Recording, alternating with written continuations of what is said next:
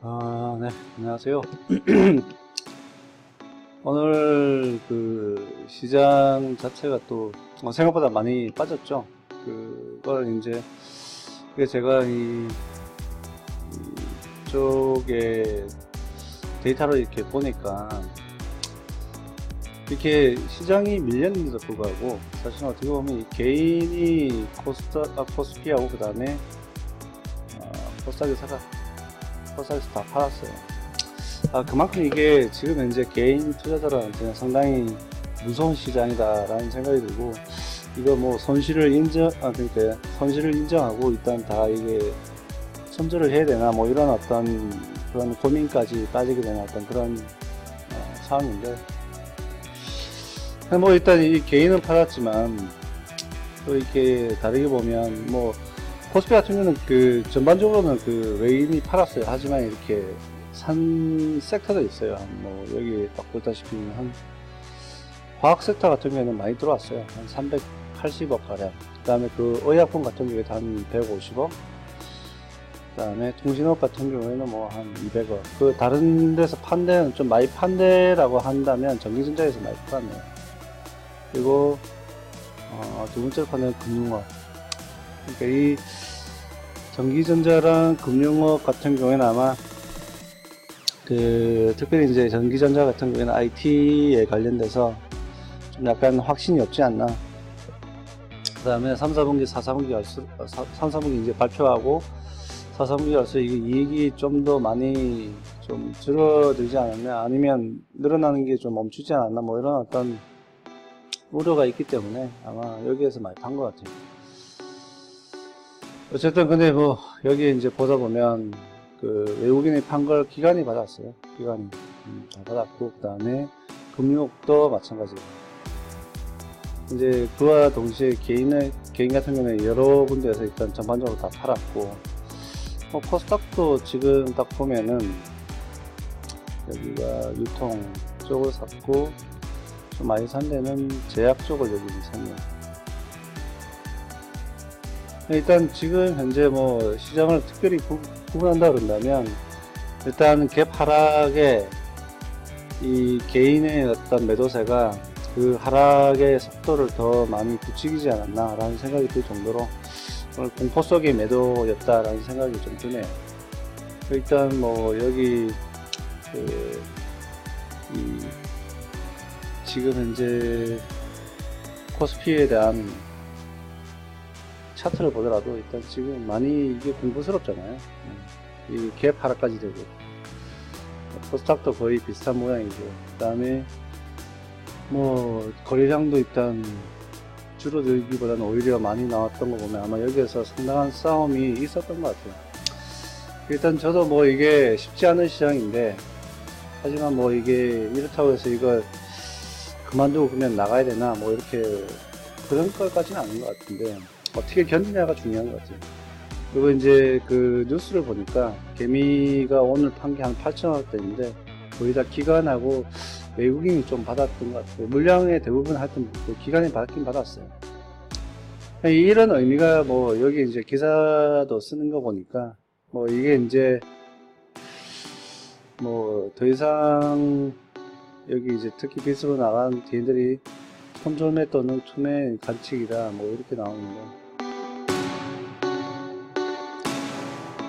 앞으로의 향방은 큰손 외인과 기관의 매매 동향이 될 것 전망이다. 예. 뭐 그거야 뭐 다 아는 얘기고, 하여튼 지금 어떻게 시장을 해석하자면 개인이 다 팔았어요 일단. 예. 그래서 뭐 굳이 원래 그 돈을 벌려면 사실은 뭐 대중하고 다른 방향으로 가라는데, 지금이 그러면 그렇다고 사야 되는 건지 그건 좀 확실치가 않죠. 그리고 이제 여기 뭐 오늘 리포트 같은 경우는 사실은 어떤 그 기관 자체에서도 하향에 대한 리포트는 많지만 없었어요. 그 상황에 대한 상승시킨 리포트는 없었는데, 일단 뭐 별다른 그건 없는 것 같고요. 오늘 그 좀 다르게, 기존에는 이제 제가 이제 외인 매수로 해서 봤는데, 오늘은 그러면 시장을 개인이 좀 매도를 많이 했다 하니 어디다 많이 팔았는지 좀 이렇게 한번 보죠. 뭐 일단 뭐 지금 제가 일단 먼저 필터를 걸어 놨어요. 이렇게 일단 지난 3일간의 그 3일간 이제 팔은 내역에 대해서 일단 한번 보려고 하는데, 지금 이게 개인이 이렇게 3일간 주로 매도한 내역을 지금 이렇게 먼저 첫 번째 필터로 제가 이렇게 소팅을 했어요. 그래서 딱 보니까 뭐 한전이나 뭐 셀트리온 헬스케어 뭐 기타 등등 이렇게 많은데, 오늘 그 눈에 띄는 거 뭐 LG 이노텍 같은 경우에도 팔았고, 그 다음에 넷마물 여기도 팔았고,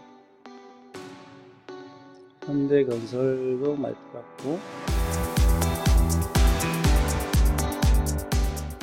동성제약 뭐 셀트리온 작도 그렇고, 펄어비스 같은 경우에도 이게 지금 아직까지 3, 4분기 지나고 4, 4분기 되면서 좀 내밤을 하고요. 지금 현재 상당히 저평가되어 있다고 어떤 지금 보고 있거든요. 가격 자체가 많이 밀려 있잖아요. 그래서 뭐 좀 더 빠질 수 있는데, 더 빠지기는 좀 부담스럽지 않을까라는 생각이 들어요. 삼천단 제약도 있고, 대리사, 뭐 네이처 채널이고 있는데, 제이준 코스메틱 같은 경우에도 사실은 중국 관련해서 많이 지금 화장품 주가 많이 밀렸는데, 그럼에도 불구하고 일단 외국인하고 기관은 계속 이렇게 꾸준하게 조금씩 이렇게 사모으는 것 같아요. 3일가량 봤을 때. 그러니까 지수가 이렇게 밀릴 때 산 종목들이죠. 이 개인이 팔았다면 나머지 주체는, 그 산 주체는 외인 또는 기관이겠죠. 그래서 더 이렇게 볼 때도 의미가 있을 때가 있어요.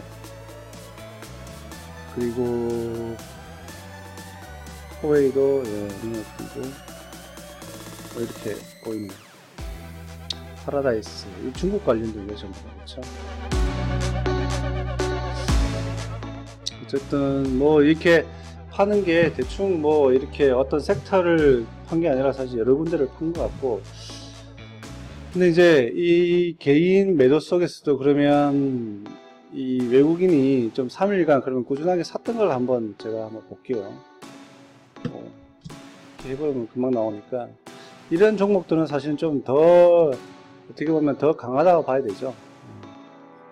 그래서 지금 보면은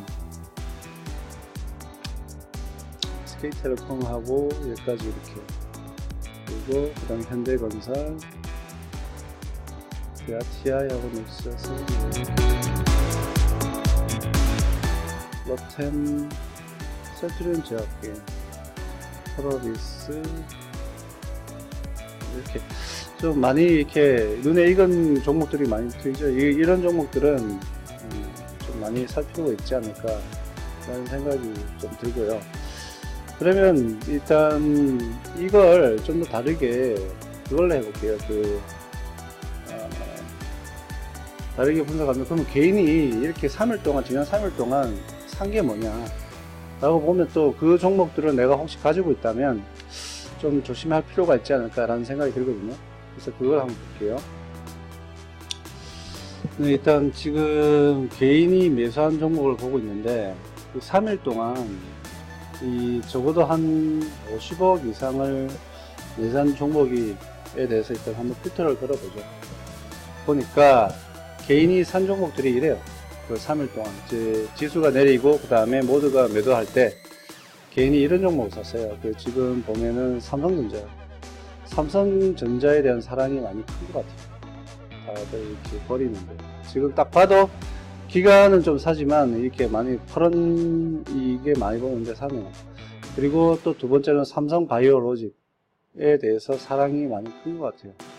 그 종목이랑 사랑에 빠지지 말라는 게 이런 이유인 것 같아요. 일단 내가 아무리 물려 있더라도 지금 물타기를, 사실은 지금 이제 이렇게 내려가는데, 지금 이제 물타기를 하기보다는 내가 전략적으로 손절, 익절 뭐 이렇게 여러 가지 어떤 그런 부분을 생각하면서 현금화를 많이 시킬 필요가 있는 부분인데, 오히려 이런 데서는 계속해서 이렇게 내려가니까 더 사는 어떤 그런 현상이 벌어지고 있어요. 그 다음에 뭐 바이로메드도 마찬가지입니다. 네이버도 네이버도 최근에 사기 시작은 좀 아닌 것 같고, 레버리지를 말고 또 오를 거라고 생각해서 많이 그런가 봐요. 다음에 카카오, 기아차, 미래에셋대, 스튜디오 드래곤도. 근데 스튜디오 드래곤은 이 물량에 비하면 많이 안 샀기 때문에 이거는 아니죠, 아직까지. 이건 아직까지 개인의 물량에 많이 감지는 못했어요. 그 다음에 HLB 같은 경우는, 호텔 신라네요. 예, 한미야, LG 디스플레이, 삼성전기가 많이 넘어갑니다.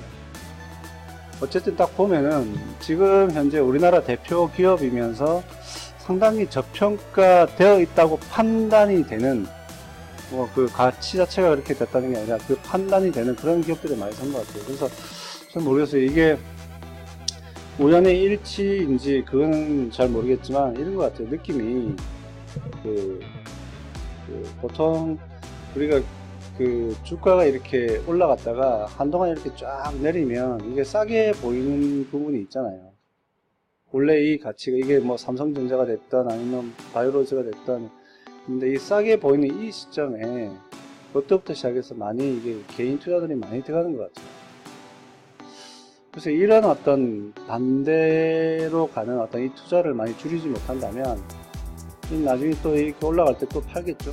근데 이게 올라갈 수 있을지 아니면 여기서 이렇게 그럴지 그건 모르겠는데, 근데 제가 여기에 지금 보다 보니까 뭐 카카오도 마찬가지. 지금 카카오는 살려면 옛날에 샀었어야죠. 그러니까 정말 그냥 꿈만 있을 때, 꿈의 씨앗을 심고 땅속에 이렇게 묻혀져 있을 때, 그때 이런 주식을 샀어가지고 그냥 이 좀 떨어지더라도 견디고, 좀 떨어지더라도 견디다가 그 다음에 차 이렇게 올라갈 때 같이 과실을 먹었어야 되는데, 어떻게 보니까 이게 좀 많이 성장한 나무에서 좀 이렇게 정체되어 있는데, 좀 그 나무가 약간 좀 예를 들면 좀 무성한 잎들이 좀 떨어져 가지고 있는데, 이게 좀 싸게 보인다고 해서 이 부분을 이렇게 매수한다면, 이게 자연의 이치에도 맞지는 않고, 일단 이 소위 말하면 주식을 씨앗으로 보고, 그 다음에 씨앗처럼 내가 키워서 나중에 같이 가겠다는 어떤 그런 투자에 대한 가치 철학과도 좀 약간 다르지 않나. 물론 이게 나쁜 기업이라는 게 아니라 사실은 배당이나 아니면 배당이나 아니면 그냥 약간의 이런 안정성을 위해서는 사실 이런 기업들이 좋을 수는 있는데, 카카오 같은 게. 근데 이 기업이 지금 만약에 이제 많은 가격도 올랐고, 그 다음에 많은 돈이 들어가 있잖아요. 시가총액도 크고. 근데 이 기업이, 카카오가 옛날처럼 이렇게 커질 수 있을까요? 아니면 이렇게 조금이나마 이렇게 올라가겠지만, 이렇게 올라가는 속도가 이렇게 아무래도 갇혀 있을 가능성이 많을 것 같은데. 뭐 기아차도 지금 많이 싸다 그러는데, 사실은 기아차가 지금 많이 싸 내려왔는데, 이거 같은 경우에는 그러면 이게 올라갈 전제 조건이 뭐냐면, 기존에 왔던 차를 판매해서는 더 이상 뭐 아시아나 유럽이나 이거 이제 다 나가 있잖아요. 그 멀티플 때문에 이렇게 많이 고속 성장하고 여기서 많이 샀는데 많이 떨어져 있는데, 그럼 얘가 올라가야 될 조건이 뭐냐면, 새로운 시장이나 새로운 상품으로 시장을 확 변화시킨, 내가 만들어서 변화시켜서 올라가는 수밖에 없어요. 근데 기존에 있는 차를 팔아서는 절대로 이 시장 자체를 넓힐 수 없고, 그 다음에 마켓 수요를 이렇게 내가 창출해낼 수도 없어요. 그러려면 오너가 이 기아차, 현대 기아차 그룹이 여기에서 전기차나 수소차나 아니면 이거 모든 뭐 자동차업체가 다 하고 있지만, 나만의 새로운 길로 찾아서 이걸 확 바꾸지 않는 이상 이거는 쉽지가 않은 거예요. 그 다음에 미래에셋 대우 같은 경우에도 나쁜 기업이라는 게 아니라, 사실은 이 기업이 지금 이제 많이 올라가 있잖아요. 올라갔다 좀 많이 조정을 했는데, 시총 자체를 본다면 이게 떨어진 게 아니라 옛날로 이렇게 본다면 많이 올라가 있는 거예요, 아직. 근데 이제 얘가 정말 미래에셋이 예를 들면 우리나라 금융의 1등 선구자라고 했을 때, 정말 해외에 나가서 정말 뭐 예를 들면 뭐 JP모건이라든지 기타 뭐 세계적인 글로벌 인베스트먼트 뱅킹들하고 싸웠을 때 이길 수 있는 그런 경쟁력이 있느냐는 거죠. 뭐 여기 이제 미래에셋에 지금 현재 말레이시아, 중국, 일본 뭐 이렇게 뭐 동남아시아에 나와 있는데, 그 포션이 이 기존에 있는 플레이어들을 부수고 깨부수고 아니면 물리치고 얘보다 더 나갈 수 있느냐 이거죠. 그런 스토리를 만들어 봐야 돼요. 삼성 바이오로직은 다른 케이스예요. 이건 제가 볼 때는 좀 뭐 여러 가지 뭐죠, 그 우리나라에서 지금 현재 그 뭐 어떤 금융권에 대한 어떤 상황 때문에 지금 뭐 물려 있잖아요. 그 문제 때문에 뭐 그런 부분 때문인데, 삼성전자도 제가 어떤 분이 저한테 삼성전자 사면 안 되냐 분할을 했을 때, 좋죠. 삼성전자가 나쁘다는 게 아니라 삼성전자가 이 갇혀있는 여기 갇혀있는 이 박스권을 뚫으려면 새로운 비즈니스가 있어야 돼요.